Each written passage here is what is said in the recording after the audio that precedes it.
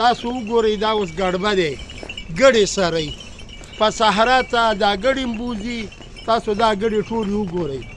دا تمامو انبیاو زیات طور دا ګړې سره ولیدي نبی کریم صلی الله علیه وسلم سره به لخته وه هغه به ګړې سرولي او داسې به موسی علیه صلات وسلام هم ګړې سرولي نورو انبیاو مختلفو دا کې سو راز پروت دی څوک چې ګړې سرئ لکه دا ګړبه دی تاسو دته لږ وګورئ دا څومره عاجز ښکاري دا په انسان کې عاجزي پیدا کوي الله تبارک وتعالی چې په خپلو انبیاو باندې دا عمل کړی دی نو هغې دې دپاره کړی دی چې دوی پیغمبران خو هسې عاجزانان وو خو نوره به هم پکې عاجزي پیدا شوه بله تاسو وګورئ دا پیدل ځي موږ ته ډاکټران زیات طور سره وایي چې تاسو واک کوئ مخکې دا تاسو واک کوئ نو د دې وجې نه کم انسان چې ګړې سرئ ګړبه وي نو نبي علیه صلات وسلام فرمایي چې د ده به صحت ډېر ښایسته وي داسې دا لکه ده چې واک وکړو او واک ویلی شي هم همدې ته چې دی پیدل ځي نو ګړې سروونکي فضیلت نور هم ډېر زیات دی وختن په وختن به انشاءالله زه دا واقعه تاسو ته مخکې بودم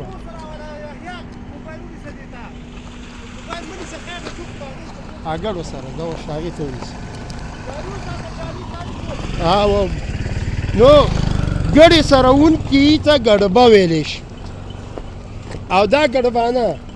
دا د نبي علیه صلات وسلام د زمانې نه دا را شروع شوي دي نو دې ته به چې کله 100 ګړي پوره شي نو دې ته ویلی شي کنډک هغه ګړو ته وایي چې هغه د 100 ته ورسیږي نو بیا کنډکي موسی علیه صلات وسلام هغه به ګړې سرولې چې کله به کنډک ته ورسېدلې نو موسی علیه صلات وسلام به هغه خو پیغمبر صدقې به یې کولې اوس هم چې بعضې خلک مال یې زیات شي نو هغې صدقې ورکوي حدیث پاک کې راځي الصدقة رد البلا او چې دا هم یاد ساتئ نبي علیه السلام مبارک فرمایي څوک چې ځان ښه کول غواړي یعنی مالی حالات ځان لا زیاتول غواړي نبی علیه السلام مبارک فرمایي چې تاسو ګړې وساتئ ګړې او بیزې دواړه یاد کړه چې دا ورکوټې څاروی وساتئ نو ستاسو د دنیا مال حال به سیوا شي دغه رنګ کنډکو ته چې ورسیږي نبی علیه صلات وسلام مبارک مې وفرمیل دا وګورئ جي سورلي چې شوې ده هغه هم په دې اسپو باندې شوې ده او داسې ورسره خر چې کوم دی دا غزیر علیه صلات وسلام هم ساتلی او دا 100 کاله وفات شوی و کله چې عزیر علیه صلات وسلام هغه را بیدار شو الله پاک پکې دوباره روح واچولو نو 100 کاله بعد تپوس کوي چې تاسو ته څومره مرګ راغلی ویل یو حصه د ورځې یا لږ ساعته الان کې 100 کاله هغه عزیر علیه صلات وسلام او د هغې خره او وفات پرې راغلی و دا وګورئ چې دا واقعه زه تاسو ته مخکې بوځم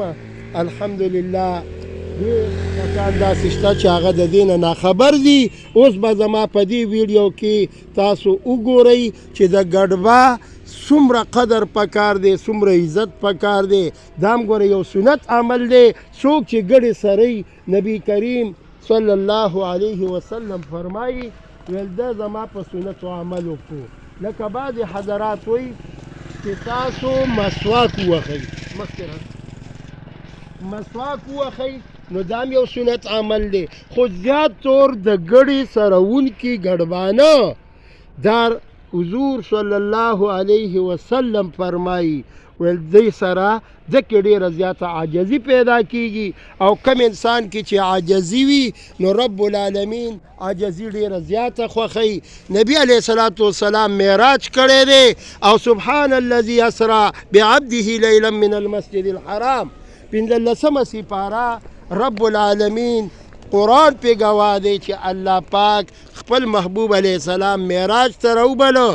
تپوس تې کوي چې ماله دی ای محبوبه دنیا نه څه راوړه نو هغه ورته فرمایي نبی کریم صلی الله علیه وسلم او فرمایل چې یا اله العالمین